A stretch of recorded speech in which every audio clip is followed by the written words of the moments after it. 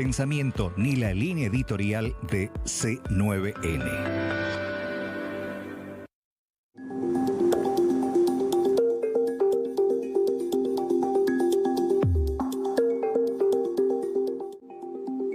Diálogo Franco es presentado por Astillero Aguapé, Frigorífico Guaraní, Puerto Seguro, Lácteos Trébol, Fundación Paraguaya, Importadora Roma, Laboratorios Lauda, Cuatiá, Servicios Médicos Migone, Fibra y Arte, Angripaz, Frigorífico Neuland, Urba Inmobiliaria, La Criolla, Viesa S.A.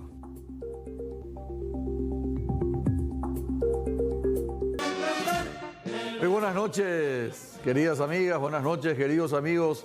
Comenzando un programa más de Diálogo Franco, no es cualquier programa, es el primer programa ya del 10º mes del año, mes de octubre, mes rosa, mes de la mujer, así que a todas las mujeres comenzando el programa pidiéndoles que se controlen, que asistan al médico, que se hagan los estudios. No podemos pegarnos el lujo de que perdamos a ninguna sola de las mujeres paraguayas. Entonces, con la concienciación en favor de las mujeres y apoyando la lucha contra el cáncer de cuello uterino, cáncer de mama, mes de octubre, mes rosa, comenzamos el programa. Hoy es feriado. El 29 de septiembre se trasladó al 3 de octubre, entonces es un feriado móvil. El 29 de septiembre, por supuesto, recordamos a San Miguel, ¿quién como Dios? Nadie como Dios.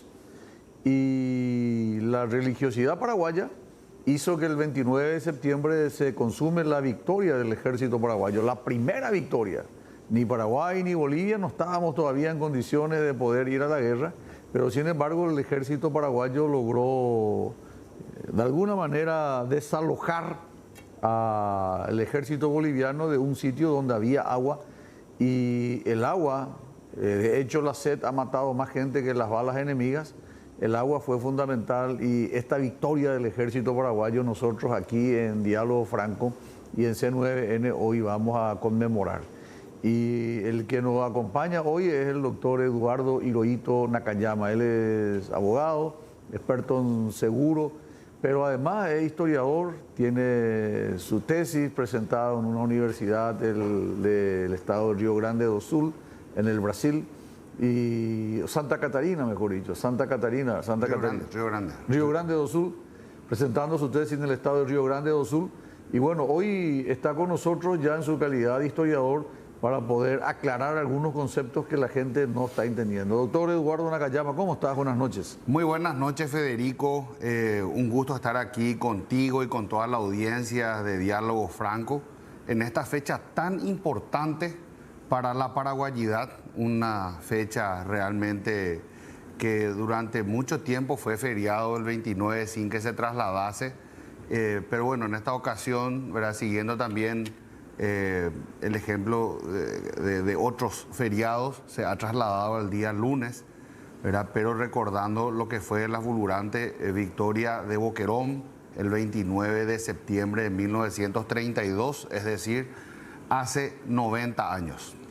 Esos 90 años, doctor Eduardo Nakayama, para poder ponerle sobre todo a los televidentes, para que puedan comprender cómo estaban preparados los ejércitos, tanto de Paraguay como de Bolivia, en particular Paraguay, porque nos interesa, vos que sabés mucho. ¿Cómo estaba preparado el ejército? Nosotros terminamos la guerra del 70 y ya veíamos venir por los distintos tratados que son del año 1879, ya el primer tratado de límite entre Paraguay y Bolivia. No había un acuerdo, no había definición de territorio. ¿Cómo llegaron los ejércitos? Eso es muy importante, Federico, o sea, la pregunta que haces, porque muchas veces nosotros nos quedamos solamente con la recordación del combate. Es decir, en el caso de Boquerón, solemos recordarnos qué fue lo que ocurrió en la batalla o en el final de la batalla, que fue el 29 de septiembre, recordando que el asedio al fortín ya empezó el día 9 de septiembre, es decir, 20 días fueron necesarios para llegar a rendirle a las fuerzas bolivianas. Y la pregunta que haces, que me parece muy pertinente, es en relación a la preparación. Vamos a estar viendo algunas imágenes de mi archivo personal donde vemos justamente los armamentos con que contaba el ejército paraguayo, ¿verdad? El ejército paraguayo definitivamente tuvo una muy buena preparación. Ahí vemos unos camiones. Estos camiones se compraban 0 kilómetros de las fábricas de Ford y de Chevrolet, llegaban hasta Asunción, y en los astilleros de guerra y marina ellos eran, se les colocaba lo que era la carrocería. Aparte habían otras fábricas y carpinterías en la capital, como la carpintería de los Caló y de los Mariotti, que también se encargaban de realizar esos trabajos, ¿verdad? El Arsenal de Guerra y Marina, que ahorró una cantidad impresionante de dinero al Paraguay, trabajaba 24 horas al día. Estaba el capitán Bozano. El capitán José Alfredo Bozano Baglietto era el director. Capitán de navío, en realidad. Capitán de navío. Aquí en esta imagen vemos al presidente de la Victoria, doctor Eusebio Ayala, ¿verdad?, quien siempre mantenía una gran sencillez, ¿verdad?, más allá de que él era el jefe civil, presidente de la República. Él iba vestido como uno más al frente de batalla. ¿Vos sabés por qué eso? Bueno, algunos dicen que era para poder, para que no supiesen de su rango militar, pero en realidad él, al hacer el servicio militar, terminó como sargento, y él iba con el uniforme de sargento, ¿verdad? Entonces él era una persona que tenía mucho respeto hacia el estamento militar, pese a que era el presidente de la República. No tomaba ninguna decisión sin consultar con el alto mando militar, ¿verdad?, sobre todo en cuestiones de estrategia militar, ¿verdad? Él, si bien manejaba muy bien los hilos de la política, de la diplomacia y por supuesto del derecho internacional, porque era un maestro del derecho internacional con su tesis del Uti Possidetis Juris, él todo lo relacionado a la esfera militar trataba con él. Y te decía sobre el tema de la preparación, porque mucha gente cree de que nosotros llegamos sin preparación, que nosotros llegamos y con machete asaltamos la... Explícanos por eso, por favor. Bueno, de ninguna manera en una guerra moderna, y la guerra del Chaco fue una guerra moderna, se puede ganar con machete. Obviamente el paraguayo tenía una gran destreza utilizando el machete para abrir las picadas y demás. Y en más de una ocasión, por supuesto, también utilizó en el combate cuerpo a cuerpo, ¿verdad?, el machete. Este machete... que se adquirió más bien como una herramienta de zapa, una herramienta también de apertura de caminos y demás, fue utilizado por un escuadrón que era conocido como los Macheteros de la Muerte, don Plácido Jara y otros más, y eso de alguna forma creó un mito de que nosotros ganamos con machete la guerra, ¿verdad?, que lógicamente también los adversarios del gobierno de entonces se encargaron de difundir, de que nosotros fuimos solamente con machete. Pues esto no parece un machete, ¿verdad? Este cañón de campaña Schneider del año 1929, imagínense ustedes, tenía 3 años. Tampoco estos fusiles, esta ametralladora, esta arma automática, obviamente eran muy modernas, ¿verdad? Y tenemos que sí decir de que el Paraguay realizó una adquisición secreta de armas.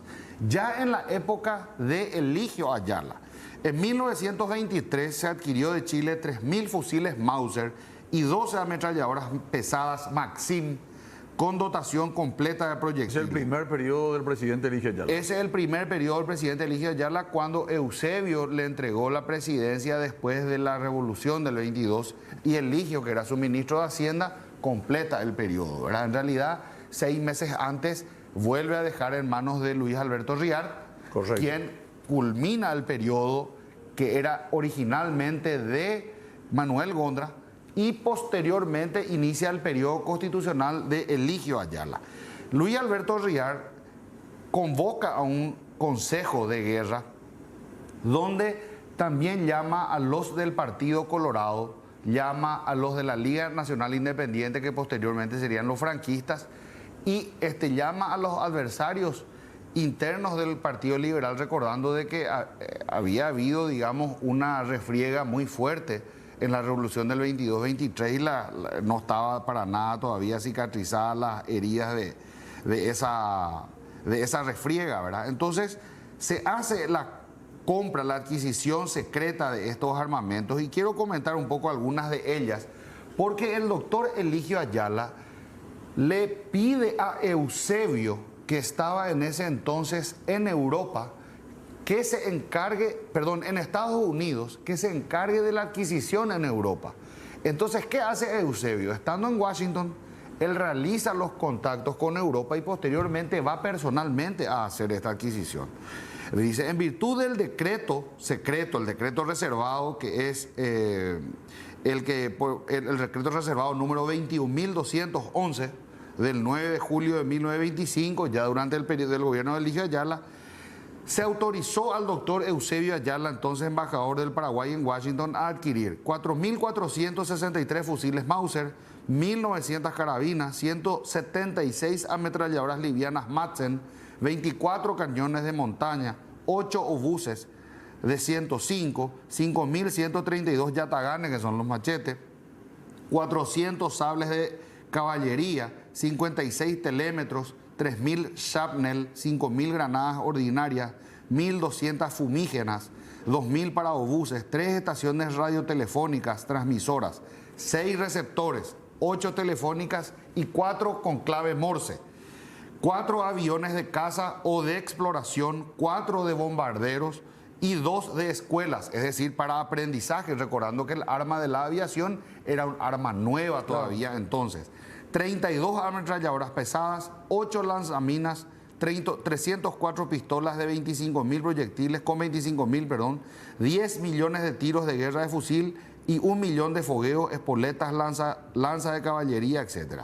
Después se adquirió además, se firmó un tratado, o sea, un contrato, perdón, con España para adquirir 8.463 Mauser, 1.900 carabinas, con 900 carabinas de caballería. En 1927, últimos años del gobierno de Eligio Ayala, 10.600 fusiles se compraron de España, de la Casa de Oviedo, con 6 millones de proyectiles, 24 cañones Schneider de montaña calibre 75, 8 cañones obuses Schneider de 105, 9.000 proyectiles para estos cañones, equipo completo de traslado de los mismos, 172 ametralladoras Madsen, de las cuales 25 con trípode, que son algunas de las que vemos en estas imágenes. Y allí podemos continuar, porque en 1930, ya bajo el gobierno de José Patricio Guyari, se adquirieron 7.500 fusiles y 200 ametralladoras, 24 morteros Stockes Brand, 17.000 fusiles Mauser de Suiza, más 400 ametralladoras livianas Madsen, 100 pesadas Maxim, 100 pesadas Colt. Bueno, en fin. Los cañoneros Humaitá y Paraguay. Los cañoneros Humaitá y Paraguay, que vemos aquí en imágenes, claro, que fueron también fundamentales para el traslado del material bélico al frente de batalla y también para el traslado del personal. Claro. ¿Verdad? El Paraguay ganó, como decía el doctor Eusebio Ayala en uno de sus discursos, apuntando a lo que vos dijiste sobre la guerra de la sed, de que iba a ganar la guerra el que era más, digamos, eficiente a la hora de llevar agua al frente, ¿verdad? Y el Paraguay ganó en la cadena logística. ¿Por qué? Porque el Paraguay de entonces estaba conectado de sur al centro, es decir, de la Villa de la Encarnación hasta Asunción, por la vía férrea, donde estaba concentrado un 70% de la población del Paraguay.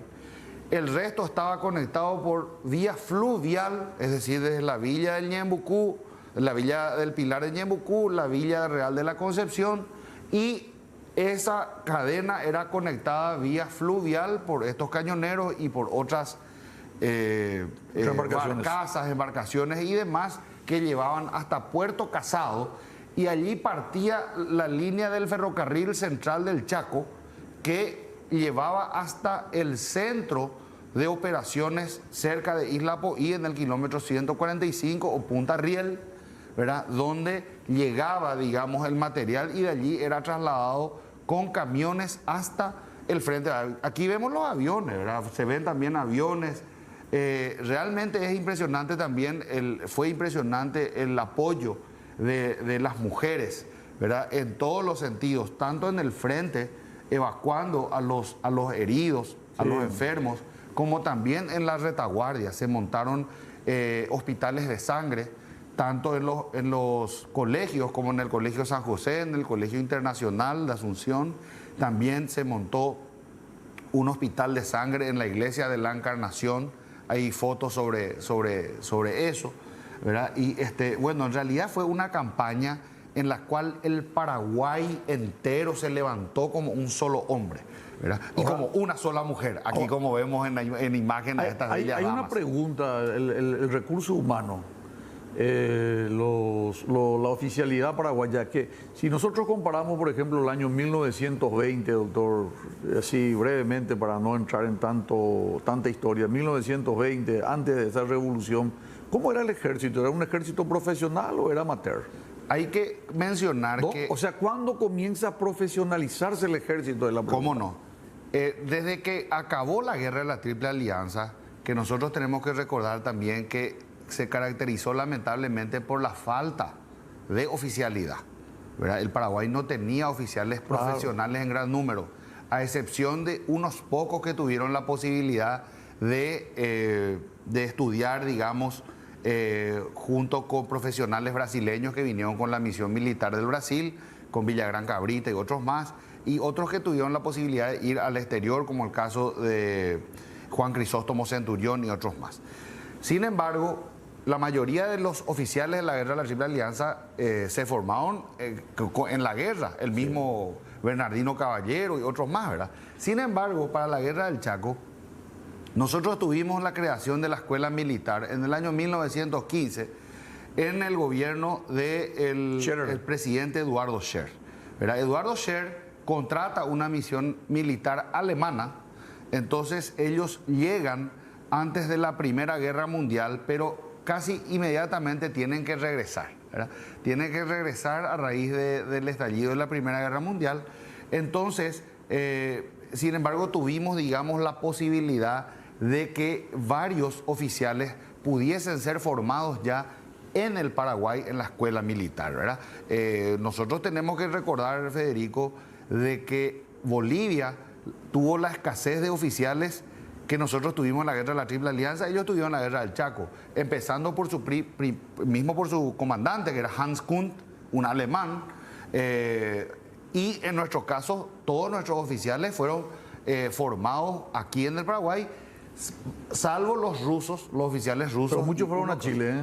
Muchos fueron a Chile a estudiar. Muchos fueron a Chile antes de la formación del colegio, de la escuela militar. De la escuela militar, incluyendo Manlio Schiavoni jugó un rol fundamental. Manlio Schiavoni, también el general Estigarribia, fueron a Chile. En su momento también Albino Jara fue a Chile, claro, ¿verdad? El malogrado Jara, porque posteriormente, lógicamente sabemos, falleció durante una de las revoluciones. Pero en el caso de la guerra del Chaco, ya para el año 1932, cuando estalla, teníamos ya varias promociones de oficiales egresados de la... O sea, en resumen, doctor, a partir de 1915 que se crea la escuela militar, más tarde colegio, liceo, hoy academia militar, no existía Fuerza Armada Profesional. No teníamos 1915. A partir de 1915, con la creación de la escuela militar bajo el gobierno de Eduardo Scher, se crea un ejército profesional con oficiales paraguayos en número necesario para poder enfrentar. ¿Qué importancia, doctor Eduardo Nakayama, qué importancia tuvo la batalla de Boquerón? ¿Por qué era importante comenzar ganando la primera batalla en la guerra del Chaco? Quiero que nos comente después de esta pausa.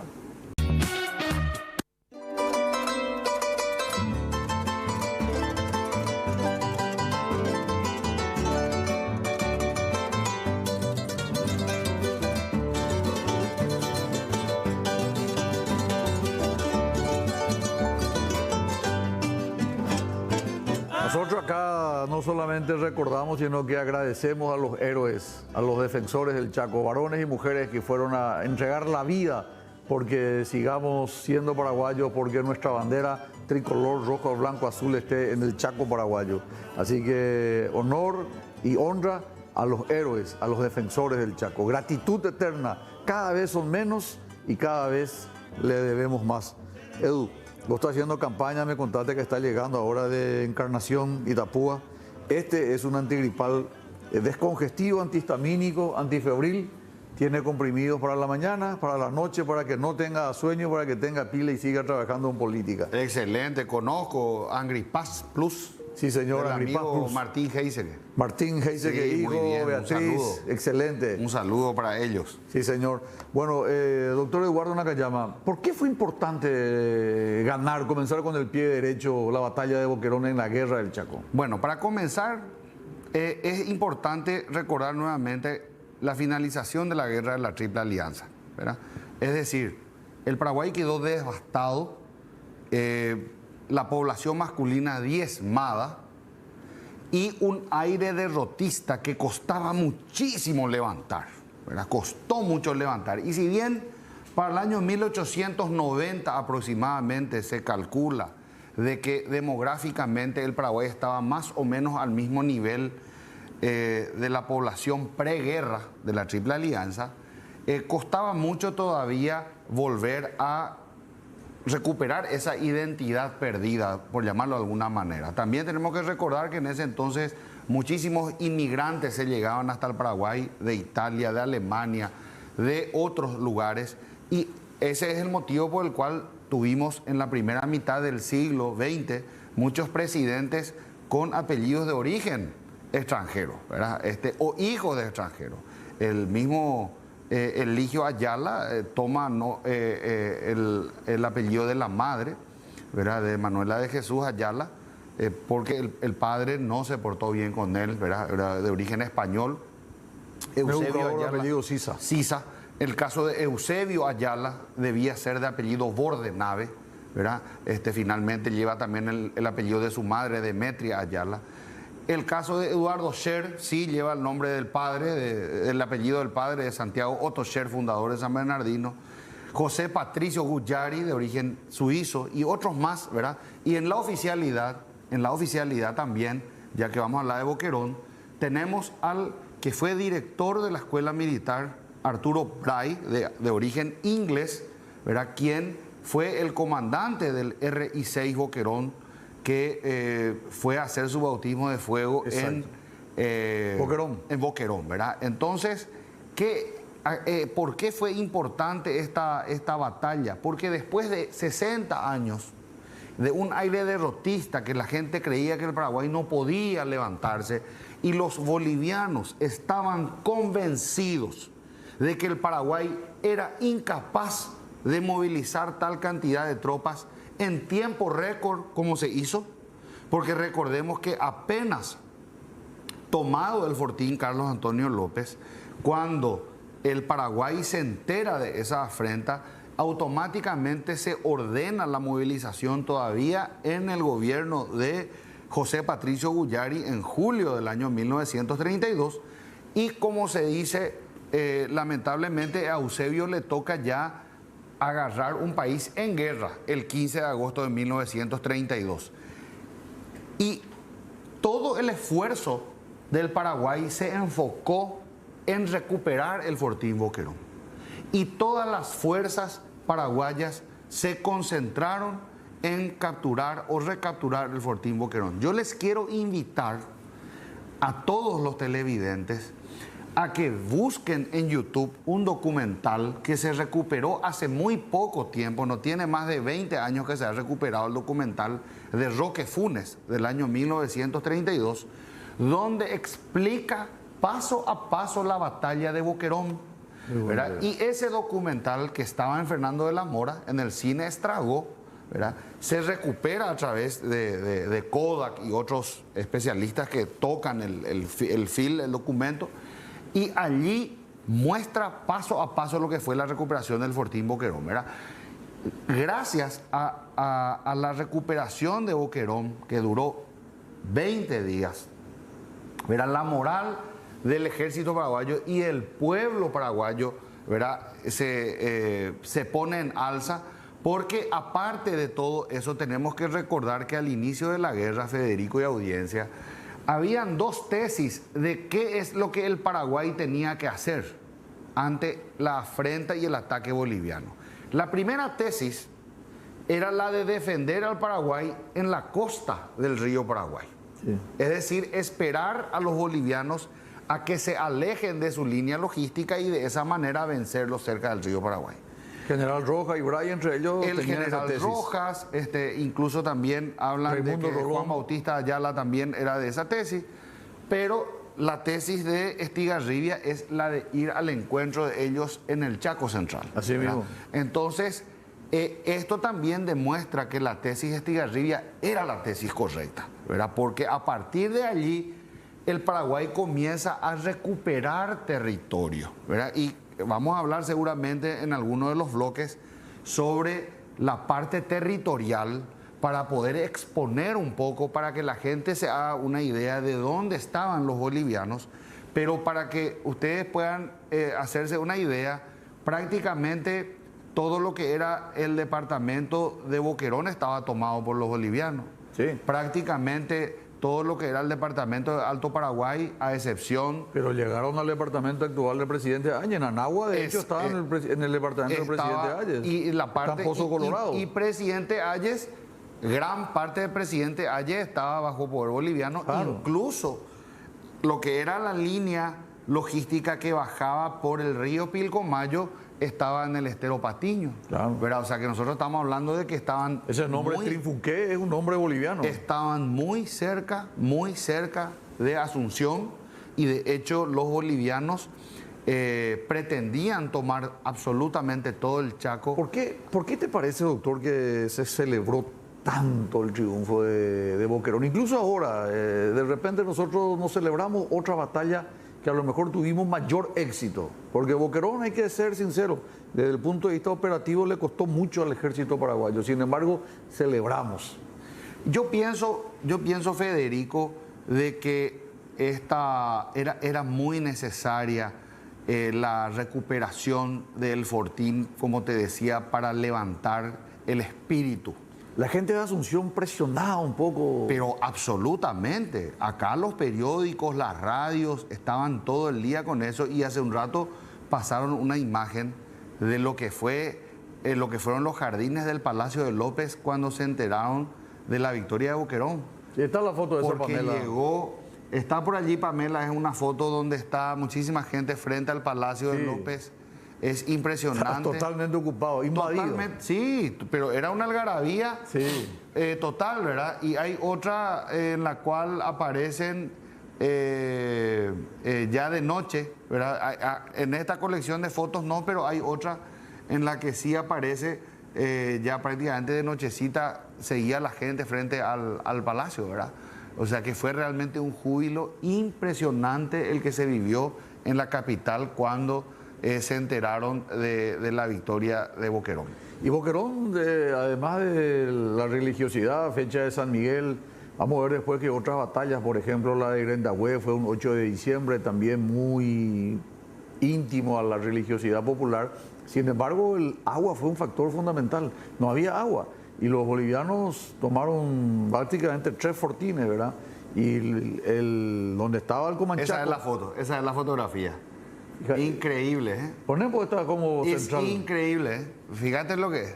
Estaba todo Asunción ahí, doctor. Era impresionante, pero realmente se vivió de una manera maravillosa lo que fue la noticia de la victoria de Boquerón, ¿verdad? El hecho de que no estábamos quedando sin agua en lo que es actual, en lo que era el comando de Estigarribia, Isla Poí, hizo que fuera fundamental. Si nosotros no lográbamos retomar Boquerón, la proximidad con el Río Verde, que hoy conocemos todos, estaba muy próximo prácticamente al comando de Estigarribia, y la presencia de los bolivianos ahí peligraba la guerra. De hecho, Federico, cuando nosotros estudiamos el avance boliviano a través de los fortines y el avance paraguayo a través de los fortines, es decir, cómo el Paraguay se le va plantando a Bolivia para evitar su avance, sobre todo durante la época de Eligio Ayala y de José P. Ullari, porque en ese orden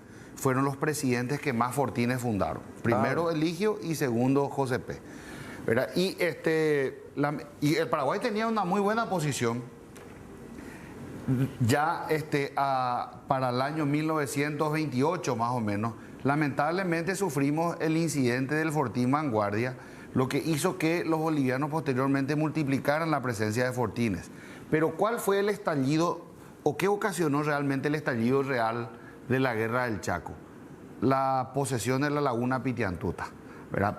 Si los bolivianos toman el Fortín Carlos Antonio López, es por la posición estratégica que tenía el Fortín Carlos Antonio López, ¿verdad? Y, ojo, aquí hay una cuestión muy importante que destacar.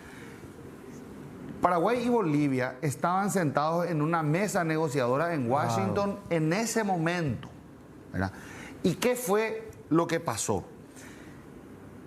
Los negociadores bolivianos le informan desde Washington al gobierno de La Paz de que estaban en una etapa en la cual tenían que definir los límites y que por ese motivo era imperiosa la necesidad de que se capture el Fortín Carlos Antonio López por la laguna Pitiantuta, ¿verdad?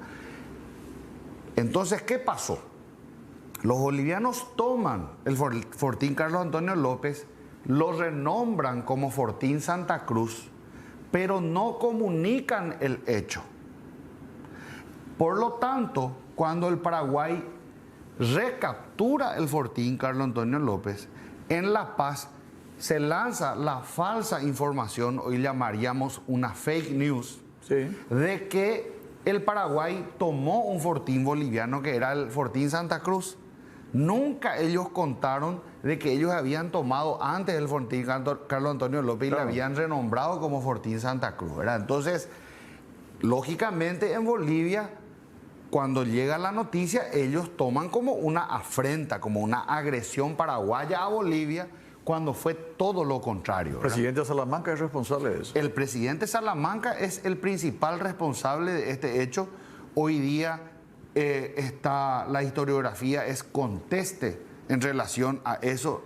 Quiere decir que tanto historiadores bolivianos como paraguayos conocen de esa situación y todos saben de que eso ocurrió de esa manera.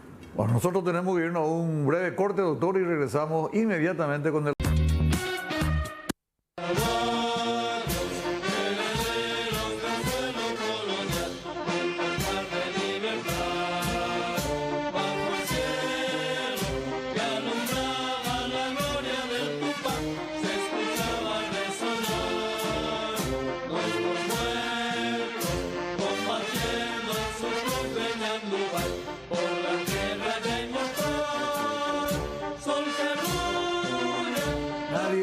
Lo que no conoce. Si no conocemos la historia, si no nos sumergimos a la profundidad de la historia y rescatamos de ella los valores de patriotismo, de amor a la patria, no vamos a poder quererle a nuestro país. Por eso desde Diálogo Franco dedicamos todo este programa a esta página, posiblemente la más histórica del Paraguay, la Guerra del Chaco, donde el ejército paraguayo termina expulsando definitivamente al invasor boliviano y hacer propio más de 240.000 kilómetros cuadrados del Chaco paraguayo.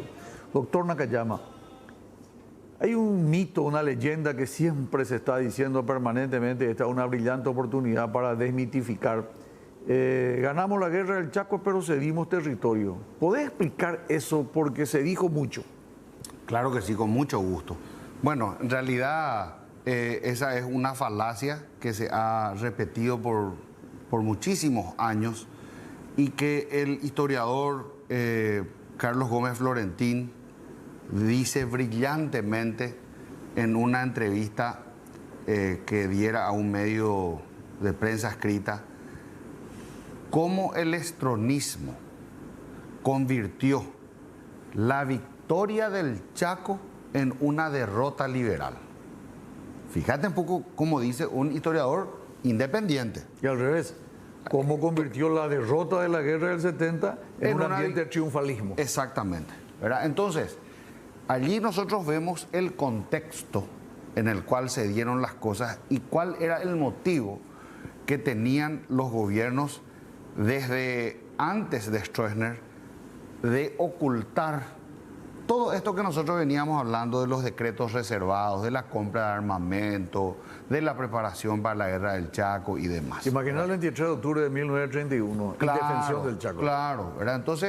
Entonces nosotros acá nos damos cuenta de que se ha jugado mucho con la historia, apelando a los medios de prensa del gobierno en ese entonces y a instalar lo que se conoce en la historiografía como historia oficial.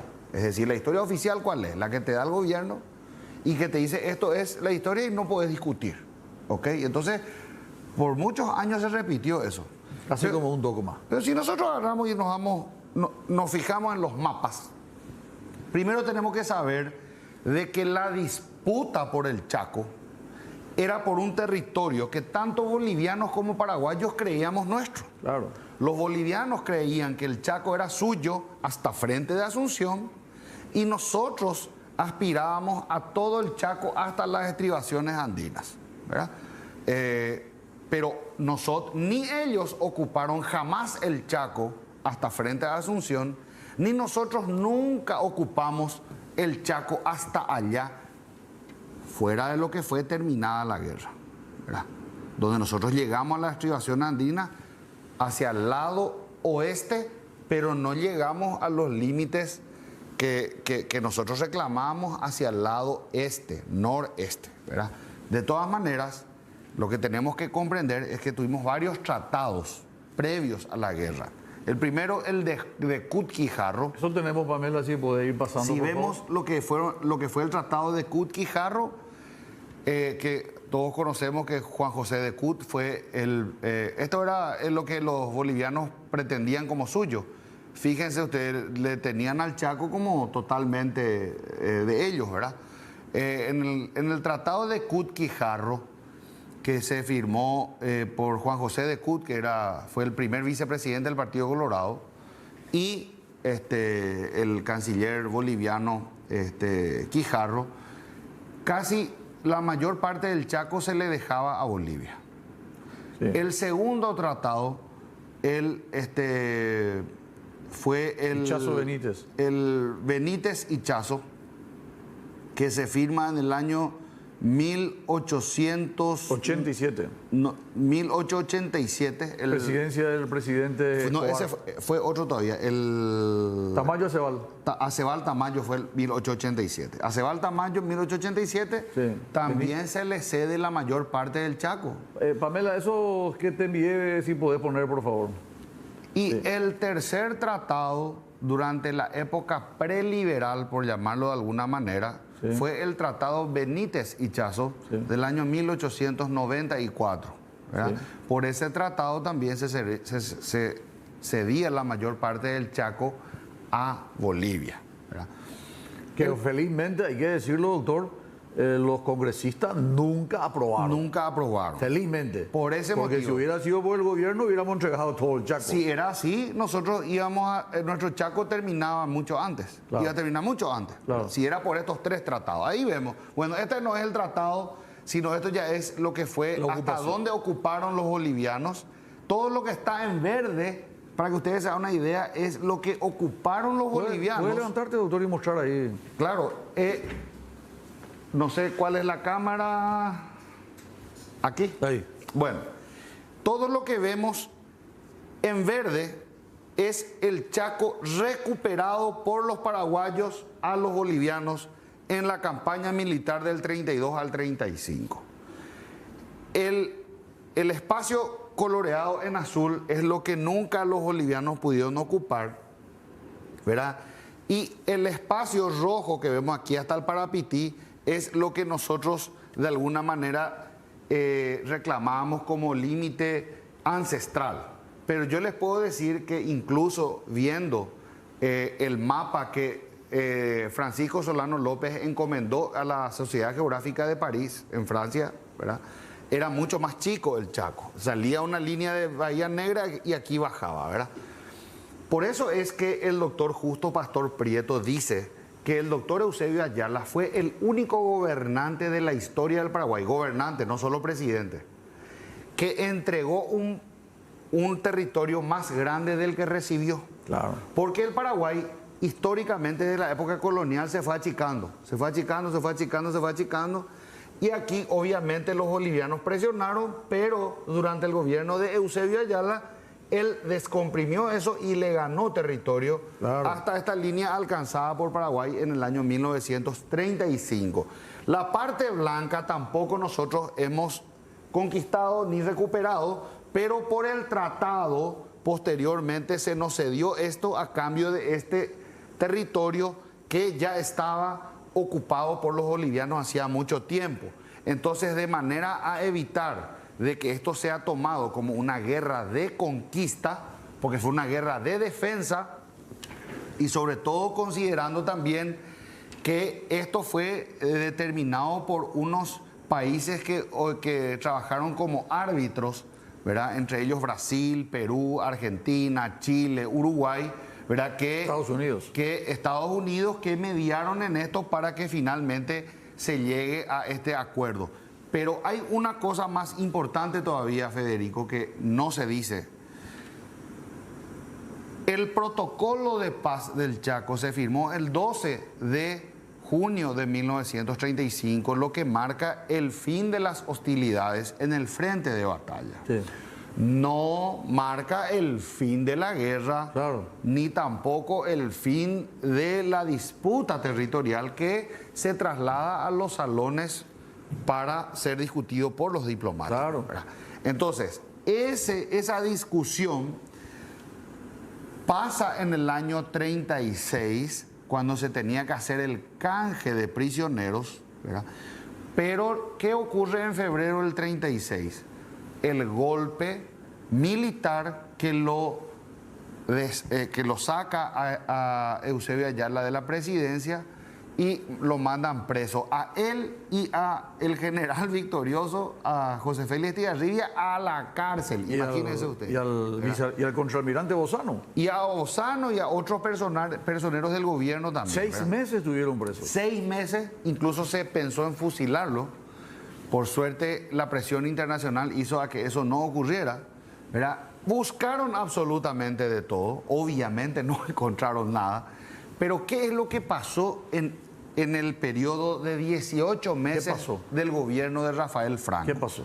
Se firmó un tratado, un protocolo conocido como Stefanich-Alvestegui. Stefanich fue el canciller de Franco. Juan Stefanich. Juan Stefanich, y a partir de allí se crea una zona neutralizada. Y con esa zona neutralizada es que el Paraguay tiene que replegarse de la frontera que había obtenido por las armas. Entonces, a raíz de ese tratado, Stefanich-Alvestegui, cuando es derrocado el gobierno de Franco en el 37, en agosto del 37, el 13 de agosto del 37, asume el gobierno universitario del doctor Félix Paiva, quien compone un gabinete ya no con liberales solamente. Claro. De hecho, su principal ministro es Andrés Avelino Argaña, el papá de Luis María Argaña, que era afín a una corriente conocida como tiempista, porque escribían en un periódico llamado El Tiempo. Y el doctor Argaña, padre del último caudillo colorado, es quien explica y expone con lujo de detalles el porqué de la negociación del Tratado de julio de 1938 y explica las ventajas de ese acuerdo, porque trajo una paz definitiva entre los dos países. De hecho, nunca más hubo un conflicto con Bolivia, porque como decía el doctor Eusebio Ayala, si la guerra debemos hacerla inevitable, hagámosla con todas nuestras fuerzas. Y el doctor Eusebio Ayala comandó el gabinete y el ejército de la victoria hasta la finalización de las hostilidades, pero como él siempre decía, la guerra tiene un fin último y ese fin es la paz. Y yo no entiendo, como hombre de derecho, cómo otras personas que se han formado en la Facultad de Derecho pueden hablar de que quieren la guerra cuando nosotros tenemos que buscar la paz. O sea que siempre el fin último tiene que ser la paz. Ahora, volviendo a ese momento donde se produce la caída de la dictadura de Rafael Franco y asume el gobierno universitario de transición de Félix Paiva, ese es un momento importante porque la dictadura de Franco disolvió el Congreso, luego no había Congreso. ¿Cuándo se firma el Tratado Definitivo de Paz? Se firma en un gobierno con un presidente sin Congreso. Así mismo. Entonces no iba a tener nomás luego, doctor Eduardo Nagayama, validez la firma paraguaya. ¿Qué hizo el doctor Paiva para que eso sea acreditado como legítimo? El doctor Paiva sometió eso a un plebiscito. Eso es importante saber. Porque se expuso muy claramente cuáles iban a ser los términos del acuerdo, lo que tuvo también una amplia difusión en la prensa escrita y radial. Y posteriormente eso fue secundado por el pueblo paraguayo, que votó a favor de la firma del tratado, ¿verdad? Entonces, como bien dijiste, el gobierno de Franco, lo que justo Pastor Prieto llama 18 meses de regresión política, ¿verdad? Realmente nosotros habíamos tenido un gobierno sin Congreso, claro, que pueda respaldar, digamos, lo que se hacía en ese tiempo, sin funcionamiento de los partidos políticos, porque en ese tiempo, por el decreto 152/36, se deroga la Constitución Nacional. Imagínense ustedes. Claro. Eso para cualquier hombre de derecho, cualquier persona que Es una que dictadura. sepa. Claro. Una dictadura. Pero es que el mismo decreto dice de Franco que estaba Fue el inicio inspirado, del militarismo en el Paraguay. el inicio del militarismo, y dice que estaba inspirado en las revoluciones totalitarias de la Europa contemporánea. Más claro, agua. Ahora, llegamos al momento de la firma del Tratado de Paz. No había acuerdo, o sea, al final nadie ganó la guerra. Ni Paraguay ganó la guerra, ni Bolivia perdió la guerra. Ambos deciden finalmente en ese armisticio del 12 de junio, que el 14 se llegó a deponer las armas, a que iban a ponerse de acuerdo, si posible fuese, entre Paraguay y Bolivia. En el caso de no llegar a un acuerdo, iban a poner a cargo de un laudo arbitral. Aquí es muy importante mencionar lo siguiente, Federico. Así como vos bien decís, el tratado de julio del 38 deviene como resultado de las negociaciones que se iniciaron, claro, el 13 de junio del 35, ¿verdad? Apenas finalizadas las hostilidades, y se prolonga durante 3 años en los cuales el Paraguay cambió 3 veces de presidente. Claro. Un periodo de inestabilidad política que no habíamos tenido durante la guerra. Durante la guerra, la gran fortaleza de Paraguay fue que nunca cambió presidente ni comandante. Claro. Los bolivianos cambiaron presidente y comandante en varias ocasiones, sí, ¿verdad? Entonces, 2 presidentes y 6 comandantes. Así mismo. Entonces, ¿cuál es la situación que nosotros tenemos en el 38, ¿verdad? Es una situación en la cual se tiene que llegar a ese acuerdo, porque también los países, claro, beligerantes, pero los países mediadores querían que ya se cierre esa negociación. Pero esa es una cuestión legal, ¿verdad? Que definitivamente fue un armisticio y fue un acuerdo de paz, sin vencedores ni vencidos, como dice, ¿verdad? Sí, sí. Pero si nosotros vemos el mapa y vemos el territorio en disputa, que era pretendido por los bolivianos y el que era pretendido por los paraguayos, el Paraguay quedó con más del 80% del territorio. Claro. Entonces, obviamente, el Paraguay salió victorioso, no solamente de las armas. Por eso se realizó en agosto del 35 el famoso desfile de la victoria del Chaco, sino que posteriormente nosotros palpablemente podemos ver por los resultados en el terreno que el Paraguay se quedó con más del 80% del territorio. Impresionante lo que sabe el doctor Eduardo Nagayama y la manera en que nos ilustra. Si tuvieras que responder esta pregunta de la forma más sucinta, hace poco tuvimos una pandemia Paraguay se hipotecó en $2 millones. Nuestros nietos, nuestros bisnietos van a pagar esa deuda. ¿Cuánto debió Paraguay luego de 3 años de guerra, doctor Eduardo Nakayama? 60 segundos, por favor. 0 deuda externa. El Paraguay, con lo que había ahorrado y también con los aportes que hicieron industriales, los pocos que había, ganaderos en su gran mayoría, hicieron un gran aporte.